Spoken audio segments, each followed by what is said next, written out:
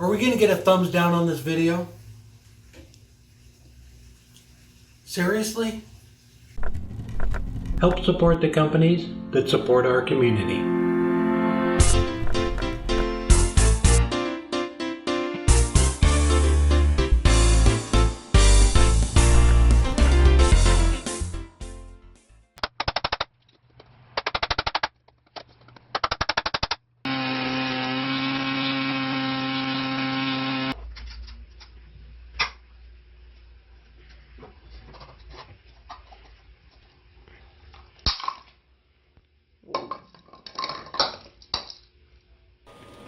I picked out a piece of ash for this. It's a nice light colored wood, and it's really going to make the basket illusion we're going to do on this in a little bit really pop.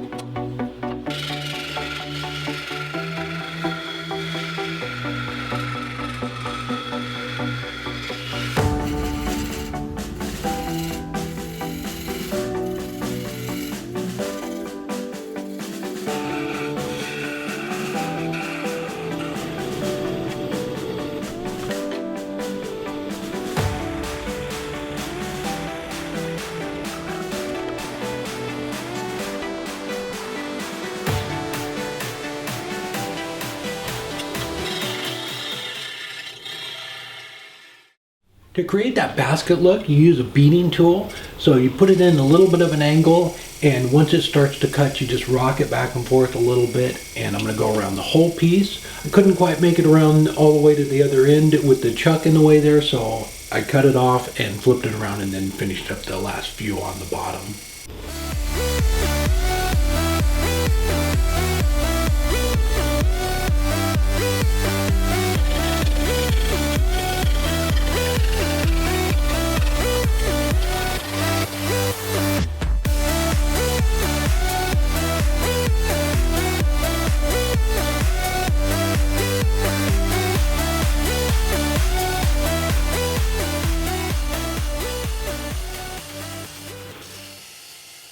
The wire burner works great if it's more of a flat surface, like on pins and utensil handles, things like that. So I'm going to do the majority of them with the wire burner, but once you start getting around a curve, it won't work. It will try and burn into the bead. So playing cards work great. They're just regular playing cards, and you can bend them a little bit to get them in those curves. So you just layer up a couple of them depending on the size of the bead. I think 2 or 3 works perfect most of the time.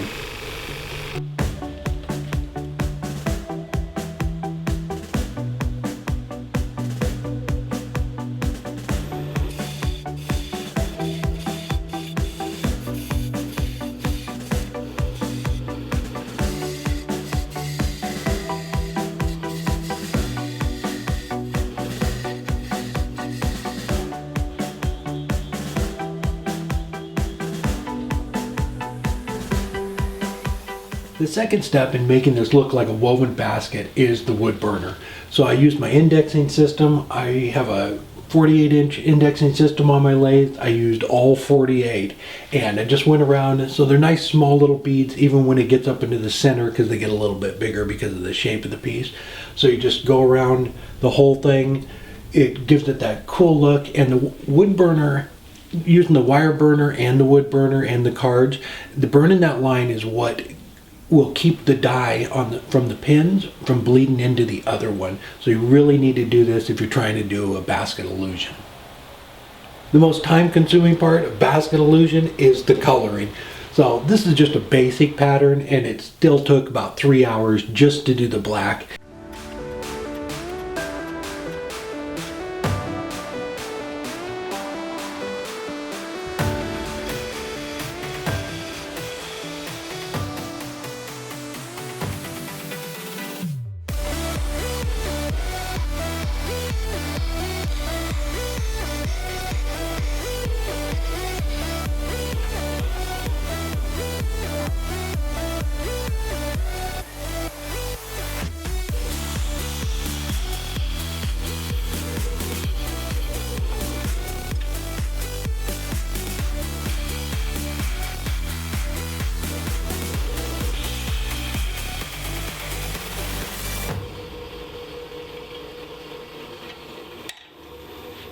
I used Gorilla Glue to glue the pod into the little base I made. I put a weight on it because this stuff expands a little bit and I didn't want it pushing it out. And then I just used regular wood glue to glue the whole base in and lock it all together.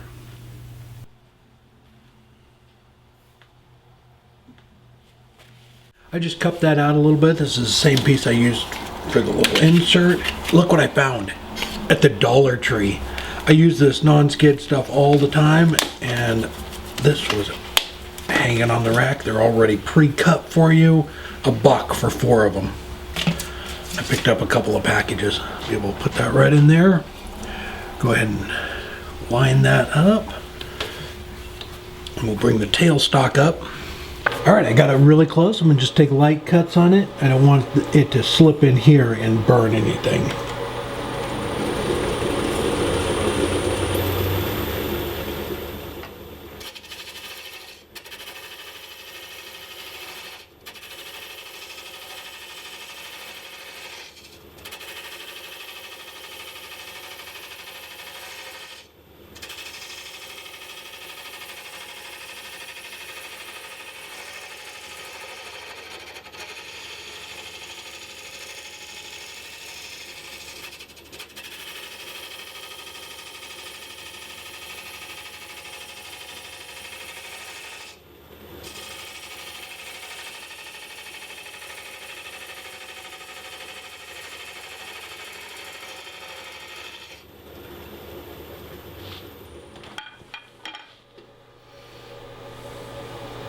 All right, it's really close right there, and I have a little teeny bit of a lip right there, so I'm just going to go ahead and stop, and then I'll hand sand that. I got to sand down a little bit to get that nub out too.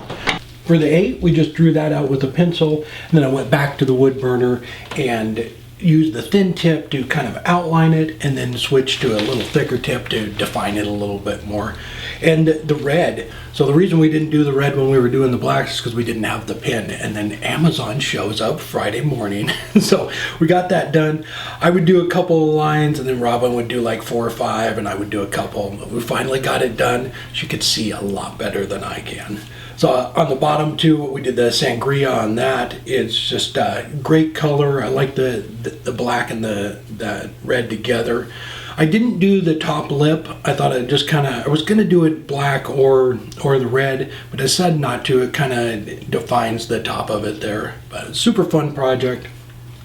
All right, I think that is about it. If you have any questions, oh, before I go, a couple of things. So when I was hollowing it out, I used the EasyWood has a new mini hollowing set, and they come with negative rake cutters, and they are just for small stuff like this, Christmas ornaments, things like that. So they're not as aggressive, and they actually have a couple of hook ones too, and I'll show those in a video coming up soon. But they work great for doing small stuff like this, and they don't grab. So like the larger ones, if you're trying to use those larger ones on small stuff like this, they'll grab on you going around the corner because you have to have the tool rest back so far. And with the negative rake cutter on it, you don't have to. And I had one other question about the arm here that I did. So I just wrapped an ace bandage around it. It's working great so far. I still haven't got the hose hooked to the ceiling, but I ran to Woodcraft and got the flexible hose there. So this thing, you can turn it any way you want, and it stays, which I'm super happy about. And everything's working good. I went ahead and screwed it right to the board I have on the back side of there, so it's all working good. Super happy about that.